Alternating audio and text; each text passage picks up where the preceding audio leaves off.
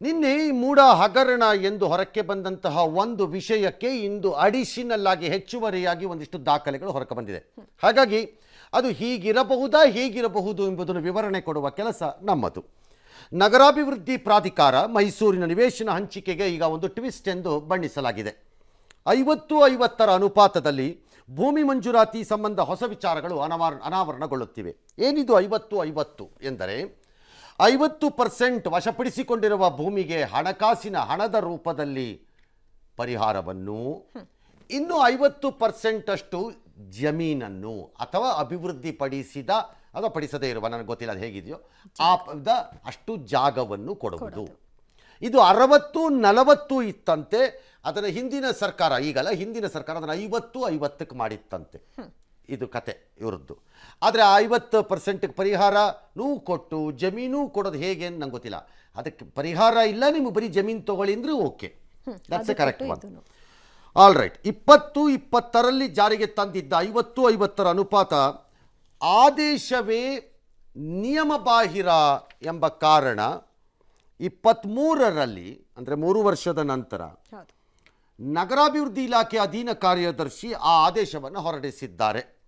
That is the ಆದೇಶ. ಅದು 3/3/23ರಲ್ಲಿ ನಗರಾಭಿವೃದ್ಧಿ ಇಲಾಖೆ ವಿಭಾಗದ ಅಧಿಕಾರಿ ಲತಾ ಕೆ, ಸರ್ಕಾರದ ಅಧೀನ ಕಾರ್ಯದರ್ಶಿ ಹೊರಡಿಸಿರುವ ಆದೇಶ ಸ್ಪಷ್ಟವಾಗಿ ಶಿ ಕ್ಯಾನ್ಸಲ್ಸ್. ಮೇಡಮ್ ಅವರು ಈ ಆದೇಶ ಯಾವುದಿದೆ, ಈ ಯೋಜನೆ ಏನಿದೆ 50-50 ಯೋಜನೆ, ಅದನ್ನು ಕ್ಯಾನ್ಸಲ್ ಮಾಡಿ ಆದೇಶವನ್ನು ಹೊರಡಿಸಿದ್ದಾರೆ. ಈ ಅವ್ಯವಹಾರದ ಬಗ್ಗೆ ಅಲ್ಲಿಗೆ ಅದು ನಿಲ್ಲಬೇಕಾಗಿತ್ತು.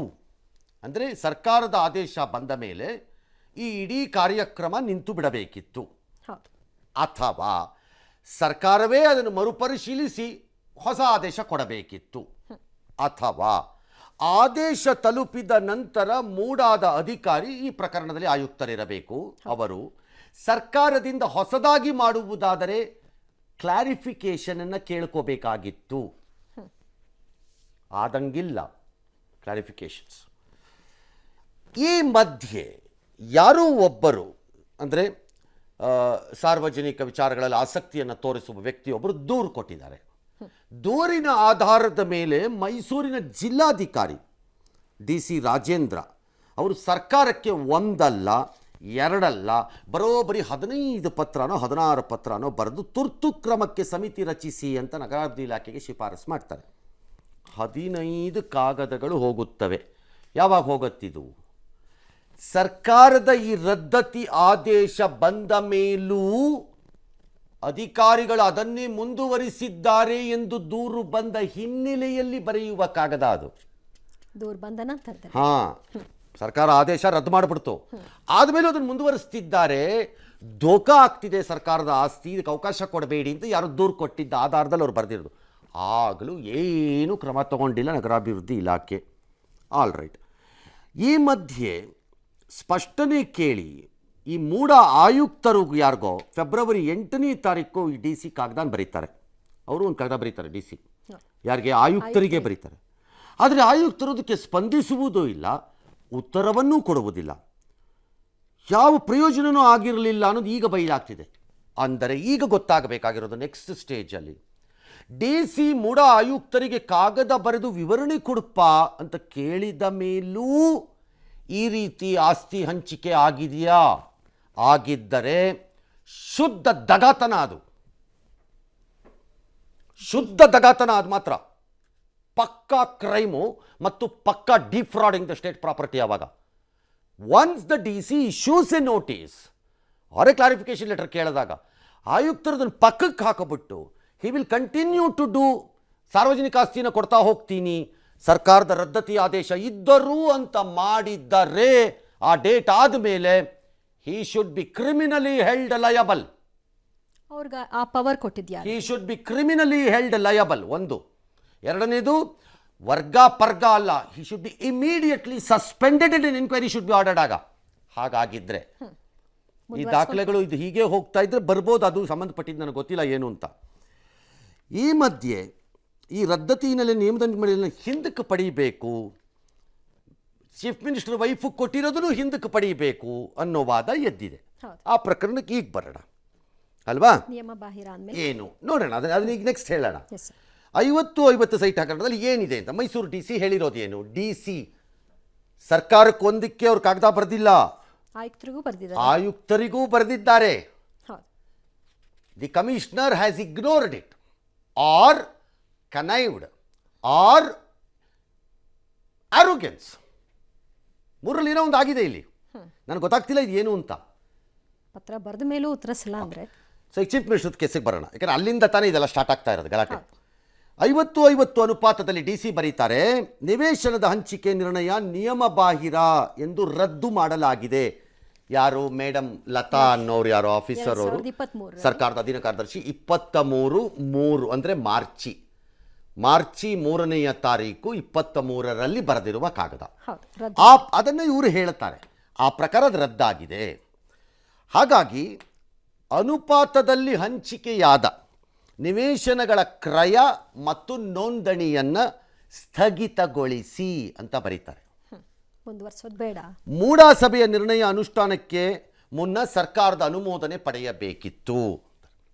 ಏನದು ಅಂದರೆ, ಸಾಮಾನ್ಯವಾಗಿ ನಿಯಮಾವಳಿಗಳಲ್ಲಿ ಹೇಗಿದೆ ಎಂದರೆ, ಮೂಡಾ ತನ್ನ ಕಮಿಟಿಯಲ್ಲಿ ನಿರ್ಧಾರಗಳನ್ನು ಮಾಡಿದ ನಂತರ ಆ ಎಲ್ಲ ಕಡತಗಳನ್ನು ರಾಜ್ಯ ಸರ್ಕಾರಕ್ಕೆ ಅನುಮೋದನೆಗೆ ಕಳಿಸುತ್ತದೆ.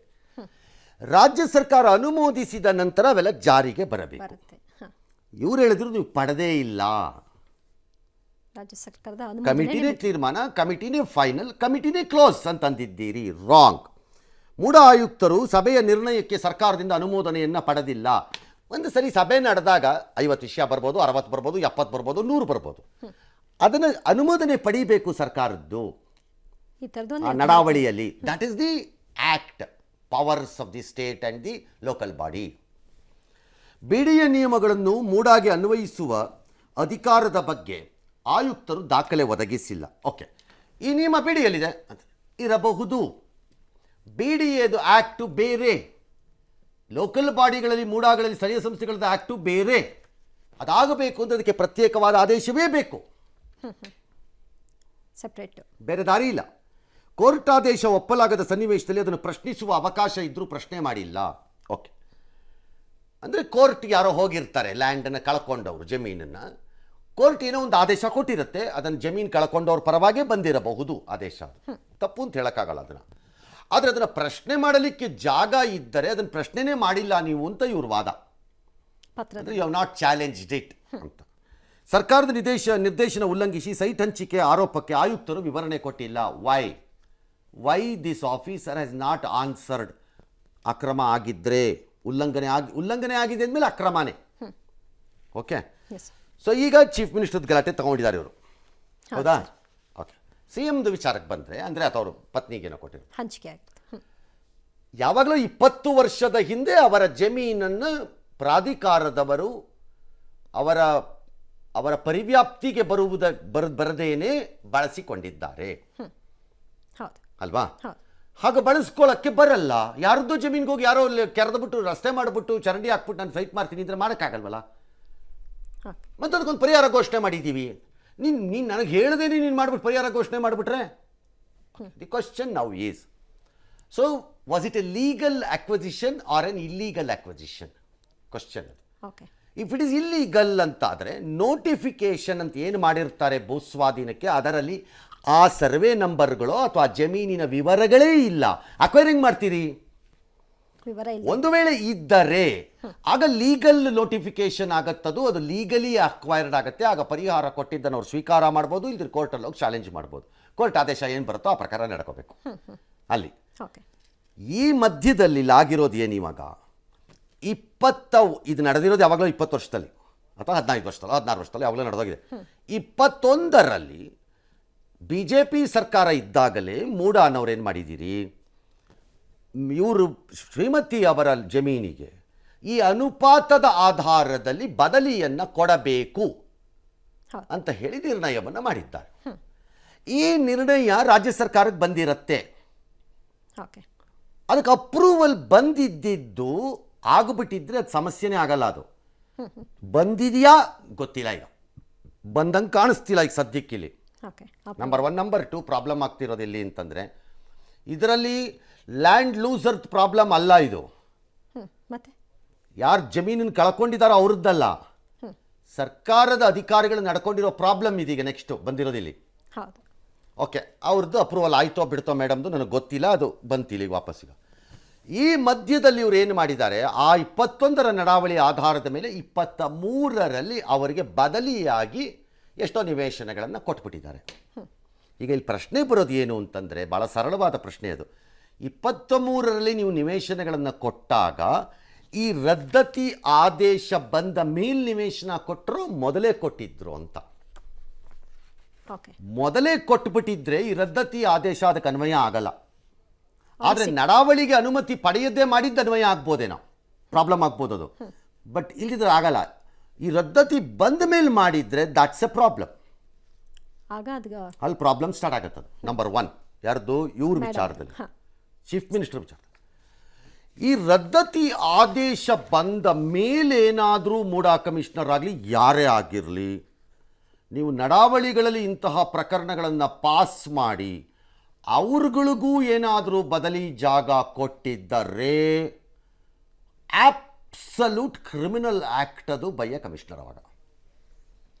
ಅದಾದ ನಂತರ ಯಾಕಂದರೆ ಅವ್ರು ಏನು ಮಾಡಬೇಕಾಗಿತ್ತು ಆ ಸಂದರ್ಭದಲ್ಲಿ ಅಂದರೆ, ಭಾಳ ಸರಳವಾಗಿ ಈ ರೀತಿ ರದ್ದತಿ ಬಂದಿರುವುದರಿಂದ ನಾವು ನಡಾವಳಿಯಲ್ಲಿ ಇದನ್ನು ಅಂದರೆ ನಿರ್ಣಯದಲ್ಲಿ ಇದನ್ನು ತರಲಿಕ್ಕೆ ಬರಲ್ಲ ಅಂತ ನಿರ್ಧಾರ ಮಾಡಿ ಮಾಡಲ್ಲ ಅನ್ಬೇಕಾಗಿತ್ತು. ಅಥವಾ ರಾಜ್ಯ ಸರ್ಕಾರಕ್ಕೆ ಮರುಪತ್ರವನ್ನು ಬರೆದು ಈ ರೀತಿ ಆದೇಶ ಮಾಡಿದ್ದೀರಿ, ನಾವು ಏನು ಮಾಡಬೇಕು ಮುಂದೆ ಈ ಥರದ ಸಮಸ್ಯೆಗಳಿರೋ ಪ್ರಕರಣಗಳಲ್ಲಿ ಅಂತ ನಮಗೆ ಕ್ಲಾರಿಫಿಕೇಶನ್ ಕೊಡಿ ಅಂತ ಕೇಳಬೇಕಾಗಿತ್ತು ಅವರು. ಅದನ್ನು ಕೇಳಿದಾರಾ ಇಲ್ವಾ ಗೊತ್ತಿಲ್ಲ. ಬಟ್ DC ಲೆಟರ್ ನೋಡಿದ್ರೆ ಆಯುಕ್ತರು ಕೇಳಿದಂಗೆ ಕಾಣಿಸುತ್ತಿಲ್ಲ. ಯಾಕೆ ಅಂದರೆ he has proceeded with allotments ಅಂತ ಕಾಣುತ್ತೆ, because he has refuse to answer even a DC notice. ಆ ಪತ್ರಕ್ಕೂ ಉತ್ತರ ಕೊಟ್ಟು. ಸೊ ಈ ರದ್ದತಿ ಆಗುವುದಕ್ಕೆ ಮೊದಲು ಚೀಫ್ ಮಿನಿಸ್ಟರ್ ವೈಫ್ದು there are certain technical questions, ಅದಕ್ಕೆ ಬೇಕಾಗಿದ್ದ ದಾಖಲೆ ನಮ್ಮ ಹತ್ರ ಏನೂ ಗೊತ್ತಾಗ್ತಿಲ್ಲ ಇಲ್ಲಿ. ಬಟ್ ಇದು 23 ರದ್ದತಿ ಆದಮೇಲೆ ಆಗಿದ್ದನ್ನೇನಾರು ಅಲಾಟ್ಮೆಂಟ್ ಮಾಡಿದ್ದಾರೆ straight away people are responsible. ಅದಕ್ಕೆ ಏನೂ ಅನುಮಾನ ಇಲ್ಲ. DC ಏನು ಮಾಡ್ಬೋದಿತ್ತು ಸರ್, ಸರ್ಕಾರಕ್ಕೆ ಪತ್ರ ಬರೆದು ಅವ್ರಿಗೆ ಏನು ಮಾಡೋಕ್ಕಾಗಲ್ಲ. ಬೆಳಗ್ಗೆ ಎದ್ದೋಗಿ ಧರ್ನಾ ಮಾಡೋಕ್ಕಾಗ್ತಿತ್ತೇನು ಅವರು ನಗರಾಭಿವೃದ್ಧಿ ಇಲಾಖೆ ಕಚೇರಿ ಮುಂದೆ ಕೂತ್ಕೊಂಡು ನಾನು 16 ಕಾಗದ ಬರೆದು ನೀವು ಉತ್ತರ ಕೊಟ್ಟಿಲ್ಲ ಅಂತ. Why state did not respond ಅಂತ ನನಗೆ ಅರ್ಥ ಆಗ್ತಿಲ್ಲ ಇದಕ್ಕೆ. ಅದು ಯಾರು ಆಗಿರಲಿ ಇಲಾಖೆಯಲ್ಲಿ, ಯಾಕೆ ಇಲಾಖೆನೋ, ಇಲಾಖೆ ಮಂತ್ರಿನೋ, ಇಲಾಖೆ ಸೆಕ್ರೆಟ್ರಿನೋ, ಕಾರ್ಯದರ್ಶಿನೋ ಏನಾದ್ರು ಒಂದು ರೆಸ್ಪಾನ್ಸ್ ಕೊಡಬೇಕಲ್ಲ. 16 ಲೆಟರ್ನ ಒಬ್ಬರು DC ಬರೀತಾರೆ ಅಂತಂದರೆ. ಇಲ್ಲೊಂದು ಕಡೆ ಒಂದು ಲೈನ್ ಇದೆ, this could be A scam ಅನ್ನಿಸ್ತಿದೆ ನನಗೆ. ಇದು ರದ್ದತಿ ಆದಮೇಲೆ ಆಗಿರೋ ಕೆಲಸಗಳಿಗೆ ಹೇಳ್ತಿರೋದು.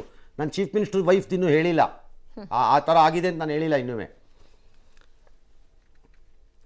ಹಲವಾರು ಪ್ರಕರಣಗಳಲ್ಲಿ ಭೂಮಾಲೀಕರಿಗೆ ಪರಿಹಾರ ನೀಡಿಲ್ಲವೆಂದು ಬದಲಿಯಾಗಿ ಅಭಿವೃದ್ಧಿ ಹೊಂದಿದ ಜಾಗದಲ್ಲಿ ಬೆಲೆ ಬಾಳುವ ಆಸ್ತಿಗಳನ್ನು ನಿಯಮ ಬಾಹಿರವಾಗಿ 50-50ರ ಅನುಪಾತದಲ್ಲಿ ಕಾನೂನು ಬಾಹಿರವಾಗಿ ಹಂಚಿಕೆ ಮಾಡಿ ಪ್ರಾಧಿಕಾರಕ್ಕೆ ಹಾಗೂ ಸರ್ಕಾರಕ್ಕೆ ಸುಮಾರು 1000 ಕೋಟಿಗೂ ಹೆಚ್ಚು ಆರ್ಥಿಕ ನಷ್ಟವನ್ನು ಉಂಟು ಮಾಡಿ ಅಕ್ರಮ ಲಾಭ ಬೇನಾಮಿ ಆಸ್ತಿಗಳನ್ನು ಪ್ರಾಧಿಕಾರದ ಅಧ್ಯಕ್ಷರುಗಳಾದ ಯಾರ್ಯಾರೋ ಡ್ಯಾಶ್ ಡ್ಯಾಶ್ ಡ್ಯಾಶ್ ಡ್ಯಾಶ್ ಇವರೆಲ್ಲರೂ ಮಾಡಿದ್ದಾರೆ. ಈ ಥರ ಎಲ್ಲ ಆರೋಪ ಇದೆ, ಈ ಥರ ದೂರು ಬಂದಿದೆ. ಇದಕ್ಕೆ ನಿಮ್ಮ ಅಭಿಪ್ರಾಯಗಳನ್ನು ಸ್ಪಷ್ಟವಾಗಿ ಕೊಡಿ ಅಂತ ನಾವು ಕೇಳಿದ್ರೂ ಕೊಟ್ಟಿಲ್ಲ ಆಯುಕ್ತರು. ಅಂದರೆ ಅರ್ಥ ಈ ಲತಾ ಅನ್ನೋರು ಅಧಿಕಾರಿ ಕೊಟ್ಟ ಆದೇಶದ ನಂತರವೂ ಅದೇ 50-50ರ ಅನುಪಾತವನ್ನು ಪಾಲನೆ ಮಾಡಿದ್ದಾರೆ ಮೂಡಾನವರು, which is straight away defrauding the state assets as per this order. ಈ ಆರ್ಡರ್ಗೆ ಕ್ಲಾರಿಫಿಕೇಶನ್ ಆರ್ಡರ್ ಏನಾದ್ರು ಇದ್ರೆ ನಂಗೆ ಗೊತ್ತಿಲ್ಲ. ಈ ಆರ್ಡರ್ ಪ್ರಕಾರ it is a criminal offence on which the related people ಯಾರೇ ಇರಬಹುದು, they have to be booked. And the ಆಫೀಸರ್ನ ಟ್ರಾನ್ಸ್ಫರ್ ಮಾಡಿದ್ದೀರಿ, that is not possible because he has to be suspended because he has violated a government order. ಅಷ್ಟೆಲ್ಲ ಪತ್ರದಲ್ಲೇ ಹೇಳ್ತಾ ಇದೆ. This is a problem. Yes. ನಾವು MUDA ಹಗರಣವನ್ನ BJP ಅಸ್ತ್ರ ಮಾಡಿಕೊಂಡು ಸಿದ್ದರಾಮಯ್ಯ ನೇತೃತ್ವದ ಸರ್ಕಾರದ ವಿರುದ್ಧ ಮುಗಿಬಿದ್ದಿದೆ. ಮೂಡ ಹಗರಣದಲ್ಲಿ ಸಿಎಂ ಕುಟುಂಬ ಭಾಗಿಯಾಗಿದೆ ಅಂತ ಆರೋಪಿಸಿ ಸಿಎಂ ಮನೆಗೆ ಮುತ್ತಿಗೆ ಹಾಕಲು ಬಿಜೆಪಿ ವಿಫಲ ಯತ್ನ ನಡೆಸಿತು. ಬಿಜೆಪಿಯ ನಾಯಕರನ್ನ ಪೊಲೀಸರು ವಶಕ್ಕೆ ಪಡೆದು ನಂತರ ರಿಲೀಸ್ ಮಾಡಿದ್ರು. ಪ್ರಕರಣವನ್ನ ಸಿಬಿಐಗೆ ಒಪ್ಪಿಸಬೇಕು, ಹಗರಣದಲ್ಲಿ ಯಾವ ಪಕ್ಷದವರಿದ್ರೂ ಕೂಡ ಮುಲಾಜಿಲ್ಲದೆ ಕ್ರಮ ತೆಗೆದುಕೊಳ್ಬೇಕು ಅಂತ ಬಿಜೆಪಿ ನಾಯಕರು ಆಗ್ರಹಿಸಿದ್ರು. ಆದರೆ ಮುಖ್ಯಮಂತ್ರಿಗಳು ಮಾತ್ರ ಮೂಡ ಪ್ರಕರಣವನ್ನ ಸಿಬಿಐ ಯಾಕೆ ಕೊಡಬೇಕು, ಎಲ್ಲಿ ಇದರಲ್ಲಿ ಭ್ರಷ್ಟಾಚಾರ ಆಗಿದೆ ಅನ್ನುವಂತಹ ಪ್ರಶ್ನೆಯನ್ನ ಮಾಡಿದ್ದಾರೆ. ಮೂಡ ಹಗರಣ 3,500 ರಿಂದ 4,000ಕ್ಕೂ ಹೆಚ್ಚು ದೊಡ್ಡ ಮೊತ್ತದ ಹಗರಣ ಇದೆ. ಸ್ವತಃ ಮುಖ್ಯಮಂತ್ರಿಗಳು, ಮೈಸೂರು ಜಿಲ್ಲೆ ಸಂಬಂಧಪಟ್ಟವರು, ಹಣಕಾಸಿನ ಸಚಿವರಿದ್ದಾರೆ. ಬೈರತು ಸುರೇಶ್ ಅವರು ಮುಖ್ಯಮಂತ್ರಿಗಳಿಗೆ ಪರಮಾಪ್ತರಿದ್ದಾರೆ. ಯಾವಾಗಿಂದ ನಡೆದು ಎಲ್ಲವನ್ನೂ ಕೂಡ ತನಿಖೆ ಆಗಬೇಕು. ಆದ್ರೆ ಯಾರು ತನಿಖೆ ಮಾಡಬೇಕು? ಸ್ವತಃ ಬೈರತು ಸುರೇಶ್ ಅವರು ಎಲ್ಲಾ ಕಡತಗಳನ್ನು ತೆಗೆದುಕೊಂಡು ಬೆಂಗಳೂರಿಗೆ ಬಂದಿದ್ದಾರೆ. ಎಲ್ಲಾ ಕಡತಗಳನ್ನು ತಿರ್ತಕ್ಕಂತ ಕೆಲಸ ಮಾಡ್ತಾರ. ಯಾರಿಗೆ ಕಣ್ಣಿಗೆ ಮಣ್ಣಿರ್ತಕ್ಕಂತ ಕೆಲಸ ಮಾಡ್ತಾ ಇದ್ದೀರಿ? ಹಗರಣ ಏನಾರ ತಿರುಗಣ ಬಾಣ ಆಗ್ಲಿ ಎದುರಿಸ್ತೇವೆ. ದೊಡ್ಡ ಬ್ರಹ್ಮಾಂಡ ಹಗರಣ. ಇದರಲ್ಲಿ ಏನು ಅಂತ ಹೇಳಿದ್ರೆ ಸ್ವತಃ ಸಿಎಂ ಅವರಿಗೆ ಅಲರ್ಟ್ ಆಗಿದೆ, ಅವ್ರ ಕುಟುಂಬಕ್ಕೆ ಅಲರ್ಟ್ ಆಗಿದೆ. ನೇರವಾಗಿ ಇದರಲ್ಲಿ ಸಿಎಂ ಮೂಡ ಹಗರಣದಲ್ಲಿ ಮುಖ್ಯಮಂತ್ರಿಗಳ ಕುಟುಂಬ ಪಾಲುದಾರ ಆಗಿರುವಂತದ್ದು ಜಗಜ್ಜಾಹೀರಾಗಿದೆ. ರಾಜೀನಾಮೆ ಕೊಡ್ಬೇಕು ಸಿಎಂ ಅಂತ ಹೇಳ್ತಿದ್ದಾರೆ. ಯಾಕಪ್ಪ? ಯಾಕೆ ನಂದೇನ್ ಪಾತ್ರ ಇದೆ ಅಲ್ಲಿ? ನನ್ನ ಜವಾಬ್ದಾರಿ ನಾ ಮಾಡದೇ ಇದ್ರೆ ತಾನೆ ರಾಜೀನಾಮೆ ಕೊಡೋದು ಯಾಕೆ? ನಾವು ಕೇಳಿದಾಗ ಯಾವ್ದಾದ್ರು ಒಂದೇ ಒಂದು ಕೇಸು ಬಿಜೆಪಿ ಎಸ್, ಸಿಬಿಐ ಕೊಡ್ಬೇಕು ಈ ಕೇಸ್. ಸಿಬಿಐ ಕೊಡಬೇಕಾಗಿಲ್ಲ. ಸಿಬಿಐ ಕೇಸ್ ಅಲ್ಲ ಅದು. Next. ಅವ್ರ ಆರ್ಗ್ಯುಮೆಂಟ್ ಏನು? Chief minister family is involved ಅನ್ನೋದು ಕ್ವಶನ್. ಈಗ ಹಾ. ಚೀಫ್ ಮಿನಿಸ್ಟರ್ದು ಸ್ಪೆಸಿಫಿಕ್ ಆರ್ಡರ್ಸ್ ಎಲ್ಲೂ ಇದ್ದಂಗಿಲ್ಲ ಇದಕ್ಕೆ. ಕೊಡಬೇಕು ಅಂತ ಇಂಡೈರೆಕ್ಟ್ಲಿ ಅವ್ರು ಫೋನ್ ಮಾಡಿದಾರೋ ಬಿಟ್ಟಿದಾರೋ ಅದನ್ನು ನಾನು ಹೇಳಕ್ ಬರಲ್ಲ, ನನಗೆ ಗೊತ್ತಿಲ್ಲ ಅದು. ಬಟ್ ಸ್ಪೆಸಿಫಿಕಲಿ ಆರ್ಡರ್ಸ್ ಎಲ್ಲೂ ಇಲ್ಲ. Number 1, the department does not comment or illegally. So ಇದು ಪ್ರಾಬ್ಲಮ್. ಇವಾಗೇನು ಅಫೆನ್ಸಲ್ಲಿ ಇದಕ್ಕೆ ಫಸ್ಟ್ ಒಂದು ಎನ್ಕ್ವೈರಿ ಆಗಲೇಬೇಕೀಗ ಇದಕ್ಕೆ. ಓಕೆ. ಆ ಎನ್ಕ್ವೈರಿನ ಕಣ್ಣು ಮುಚ್ಕೊಂಡು ಮಾಡಿದ್ರೆ ಈ ಕಾಗದಗಳು, ಇದಕ್ಕೆ ಸಂಬಂಧಿತ ಕಾಗದಗಳು ಯಾವ್ಯಾವ್ದು ಆಚೆ ಇದೆಯೋ ಗೊತ್ತಿಲ್ಲ ನನಗಿನ್ನೂ. ರಿಲೇಟೆಡ್ ನೀವೇನಾದರೂ ಹೋಗಿ ಆ ಥರದ್ದು ಕೆಲಸ ಮಾಡಿದ್ರೆ ತಗೊಳಕತ್ತಾರೆ. ಸಿ, ಚೀಫ್ ಮಿನಿಸ್ಟರ್ ವೈಫು ಲ್ಯಾಂಡನ್ನು ನಾನು ಕಳ್ಕೊಂಡಿದ್ದೀನಿ, ನನಗೆ ಬೇರೆ ಕಡೆ ಪರಿಹಾರ ಕೊಡಿ, ನಿಮ್ಮ ಪ್ರಕಟಿತ ಯೋಜನೆಯ ಪ್ರಕಾರ ನನಗೆ ಪರಿಹಾರವನ್ನು ಕೊಡಿ ಅಂತ ಕೇಳಿದ್ದಾರೆ. ಹೌದು. ಅವ್ರು ಯಾವುದೇ ಹೊಸ ಯೋಜನೆನ ತಯಾರಿ ಮಾಡ್ಕೊಂಡು ಬಂದಿಲ್ಲ. ಅವರು ಪ್ರಕಟಿತ ಸರ್ಕಾರದ ಅಥವಾ ಮೂಡ ಯೋಜನೆ ಪ್ರಕಾರ ನನಗೆ 50-50 ಅನುಪಾತದಲ್ಲಿ ನನಗೆ ಕೊಡಿಪ್ಪ ಅಂದಿದ್ದಾರೆ. ಇದನ್ನು ಕೊಡಬೇಕಾ ಬೇಡವಾ ಅನ್ನೋ ಇತ್ಯರ್ಥವನ್ನು ಸರಿಯಾಗಿ ಮಾಡಬೇಕಾದವ್ರು ಮಾಡಬೇಕಾಗಿತ್ತು. ಆ ರೂಲ್ಸ್ ಫಾಲೋ ಆಗಿದೆ. 21ರಲ್ಲಿ ನಡಾವಳಿ ಮಾಡಿದಾಗ ಅವ್ರು ಮಾಡಿದ್ದು ಸರಿ ಇದೆ. ಅವತ್ತು ಸರ್ಕಾರ ಅದನ್ನು ರದ್ದು ಮಾಡಿರಲಿಲ್ಲ. ಅದಾಗಿ 2-3 ವರ್ಷ ನಡಾವಳಿ ಮಾಡಿರೋದು ಸರಿ ಇದೆ. ಯಾವುದರಲ್ಲಿ? 21ರಲ್ಲಿ. ನಾನು ಅವ್ರ CM ವೈಫ್ ಹೇಳ್ತಿರೋದು ಅದು ಸರಿ ಇದೆ. ಆದರೆ 21ರಿಂದ 23ರ ಅವಧಿಯಲ್ಲಿ ಅವ್ರಿಗೆ ಆ ಪರಿಹಾರ ಕೊಟ್ಟಿಲ್ಲ. ಅಂದರೆ ರೆಸಲ್ಯೂಷನ್ ಮಾಡಿದ್ರು, ಫಿಸಿಕಲಿ ಕೊಟ್ಟಿಲ್ಲ ಜಾಗನ. 23ರಲ್ಲಿ ಫಿಸಿಕಲಿ ಜಾಗ ಕೊಟ್ಟಿದ್ದಾರೆ ಈಗ.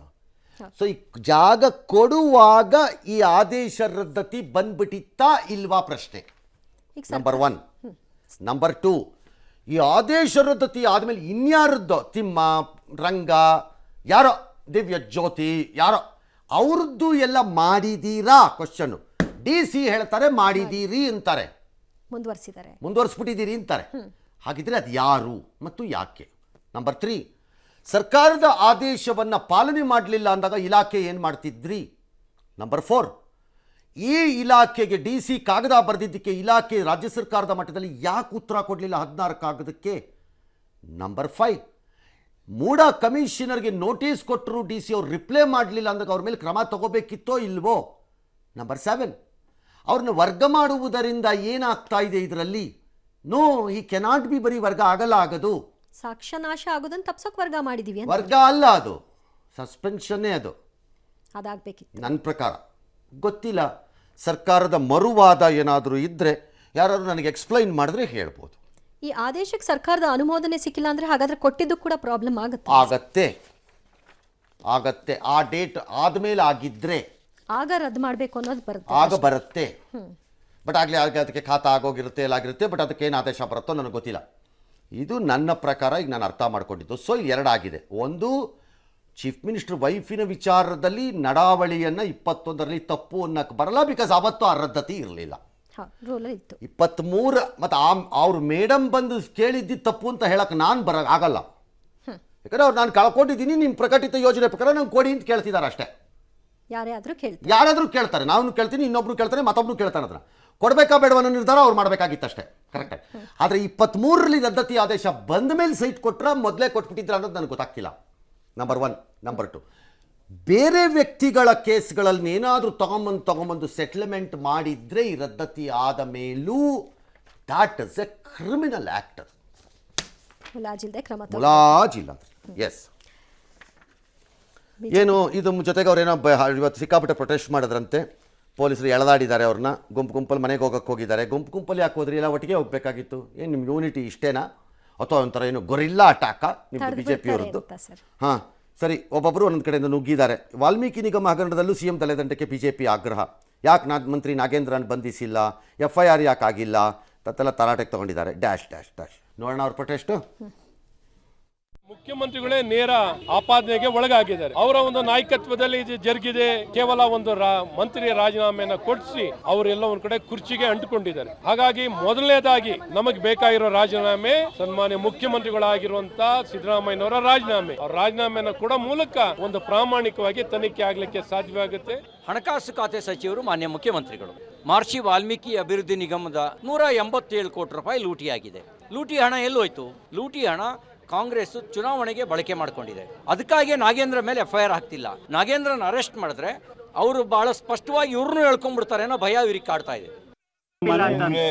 ಅವ್ರಿಗೆ ಏನು ಇಶ್ಯೂ ಇಲ್ವಲ್ಲ, ಅದಕ್ಕೆ ಈ ಇಶ್ಯೂಗಳು ತಗೊಂಡು ಮಾಡ್ತಾ ಇದ್ದಾರೆ. ಬ್ಯಾಂಕ್ ಇದರದೆಲ್ಲ CBI ಅವರು ಮಾಡ್ತಾ ಇದ್ದಾರೆ, ED ಅವರು ಮಾಡ್ತಾ ಇದ್ದಾರೆ. ಫರ್ದರ್ ಇನ್ನೇನು ಮಾಡಬೇಕು?